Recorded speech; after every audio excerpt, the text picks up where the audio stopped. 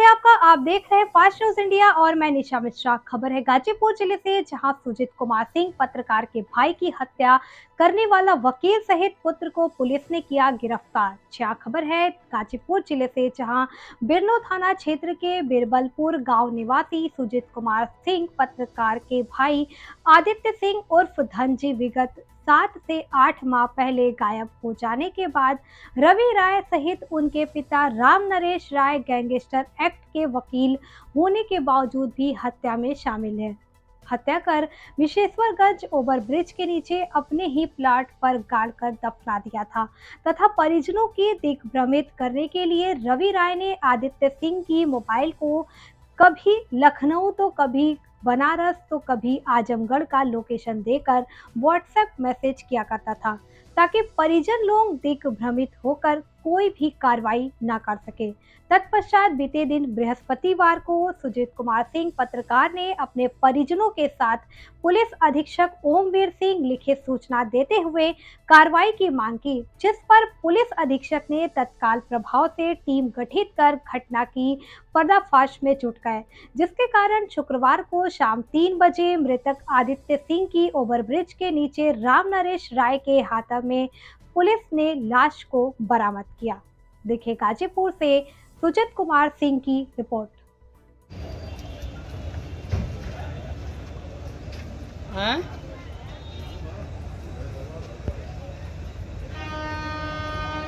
अच्छा, ये उसी का है भाई? ये उसी का यही मैं ना चला डॉक्यूमेंट थोड़ा सा यही है अंदर।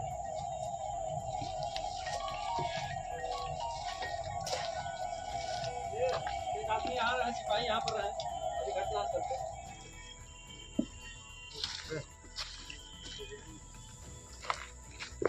क्या चीज? नहीं अभी करेंगे, आप लोग रुके रहिए अभी। हेलो भैया, अभी रुके रहिए, अभी अधिकारी उस पर मिसल ले लेता।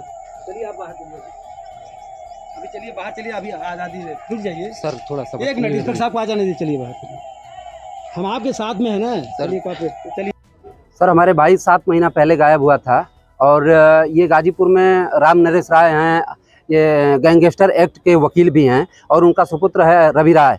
ये पाटन सीपी में प्लाटिंग का कार्य कराता था। मेरा भाई आदित्य सिंह उर्फ धनजी, ये दोनों एक साथ दूसरे में बड़ा घनिष्ठता मित्र थी। मित्रता के दौरान ये प्लाटिंग का काम कराता था और उसी दौरान जो है पैसे के लेन देन का हिसाब था। हिसाब के दौरान पैसा जब मेरा भाई मांगा तो ये रवि राय जो है और उसके पिताजी जो राम नरेश राय जी हैं, उन्होंने साजिशकर्ता के तहत मेरे भाई की मार करके हत्या कर दिया। और हत्या ही नहीं किया बल्कि हत्या करने के बाद जो है उसकी बॉडी को 24 घंटा तक, इनोवा गाड़ी इनके पास है, उस इनोवा गाड़ी में इन्होंने 24 घंटा लवारिस हालत में छोड़ दिया था। और लवारिस हालत के बाद 24 घंटा के बाद जो है लाश को खपाने के लिए इन्होंने ये यहाँ पे विशेषरगंज ओवर ब्रिज के नीचे जो है इन्होंने लाश को जेसीबी मंगा करके गड़वा दिया था तालाब के अंदर, कि ताकि इनका कोई लाश का अता पता न चल सके।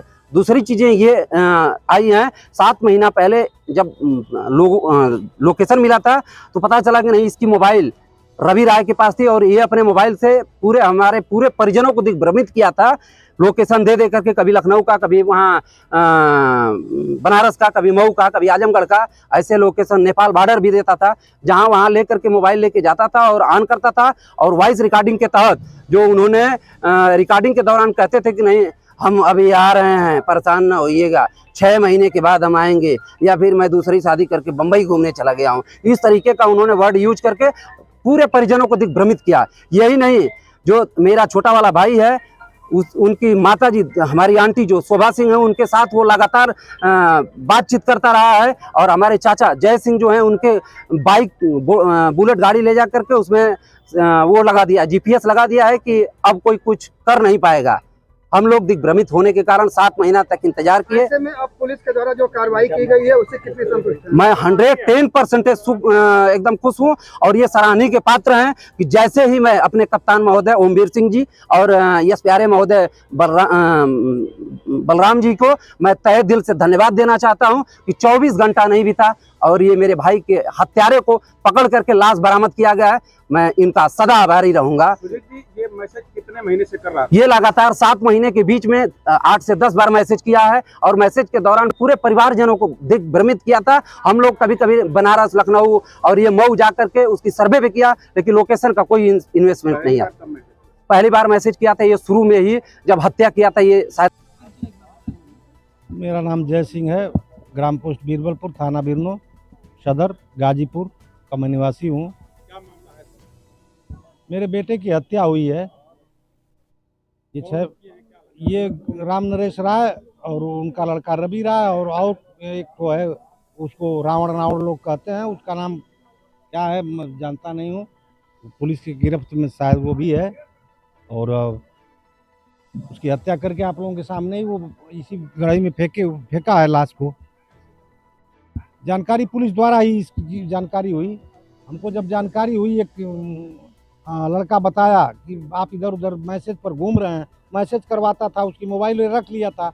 उसी मोबाइल से कभी नेपाल के बॉर्डर से, कभी आजमगढ़ से, कभी लखनऊ से, कभी सुल्तानपुर से मैसेज करवा देता था। हम निश्चिंत हो जाते थे, हमारे परिवार के लोग संतुष्ट हो जाते थे कि जाने दो, चाचा डांटे हुए हैं इसलिए बात नहीं कर रहा होगा, मैसेज भेज दे रहा है। अब मुझे इतना याद नहीं है, मैं इस समय कॉन्फिडेंशियल परेशान हूँ। हाँ, मैं समय नहीं बता पाऊँगा, लेकिन यह है कि आप चाहेंगे तो मैं उसको प्रस्तुत कर सकता हूँ, लेकिन भिन्न भिन्न मोबाइलों पर आया है। कैसे आप अचानक क्या पहुंचे, क्या 4 दिन पहले मुझे कंफर्म लोकेशन मिली कि आप झूठे इधर उधर मैसेज के चक्कर में आपके बच्चे की हत्या हो गई है। हमने कहा कि यार ये कैसे कह रहे हो, कंफर्म है? तो उसने हमको दिखाया, उसका पर्स दिखाया और उसमें आधार था, ATM था, मेरा फोटो था। मैं देख के हतप्रस्त रह गया। हमने कहा कि अरे साला ये तो गजब चीज़ है। अब हम उस पर एक्शन लिए। हम एक दिन तो अब आपस में ही परामर्श किए परिवार में। अभी ये 6-7 महीना पहले की घटना है, लगभग 7 महीने की घटना है ये। अभी कहाँ, हम तो अंदर गए नहीं। अब पुलिस डेड बॉडी को बरामद करे, बाहर निकाले, और इसके बाद जो करना होगा उनका सिस्टम है। अच्छा, विवाद का जड़ क्या रहा? विवाद का जड़ प्रॉपर्टी रही। ये दोस्ती का संबंध था और प्रॉपर्टी डीलिंग का संबंध था। कौन थे? वो इनका लड़का राम नरेश राय का लड़का था, वो क्या नाम है उसका, रवि उसका मित्र था एकदम। माने 7 महीने में हमको इतना दिग्भ्रमित किया। मेरे बुलेट में भी GPS लगवा दिया, मेरी गाड़ी में GPS लगवा दिया कि उसको तो मार दिए हैं, कहीं ये चंचलता दिखाएंगे तो इनको भी ठोक देंगे या ठोकवा देंगे। उसके मोबाइल से वो एक्टिवेट है। GPS वही लड़का बताया कि आपके गाड़ी में GPS लगा है। कल ऑफिस में कुछ लोग आए थे बिरनों के, जिनके द्वारा यह शिकायत की गई थी कि उनका लड़का करीब 7-8 महीने से गायब था, घर से नाराज़ होकर चला गया था, लेकिन बीच में व्हाट्सएप कॉल पे वो लगातार अपने परिजनों के संपर्क में था। उनसे किसी ने ये कहा है कि उनके बेटे की हत्या कर दी गई है। इस पर उनसे कहा गया था कि वो तत्काल उस पर एक लिखित सूचना दें। आज उनकी लिखित सूचना में थाना कोतवाली में सुसंगत धाराओं में अभियोग पंजीकृत किया गया तथा जिन लोगों पर शक किया गया उनको जब ढूंढा गया तो उनमें से एक जो शक के दायरे में था उससे पूछताछ की गई तथा उसकी निशानदेही पर मृतक का शव बरामद किया गया है। अभी क्योंकि उसकी निशानदेही पे किया गया है और ये कहना एकदम कंक्लूसिवली मुश्किल है, लेकिन ये मान के चल रहे हैं कि उसी का शव है। इसमें और अधिक गहन विवेचना की ज़रूरत है। कुछ लोग और इसमें बताए गए हैं बदमाश संलिप्त है, उनके लिए पुलिस की टीम भेज दी गई है। अग्रिम विवेचनात्मक कार्रवाई इसमें प्रचलित है और जो भी इसमें दोषी पाए जाएंगे उन सभी के विरुद्ध कठोर कार्रवाई की जाएगी।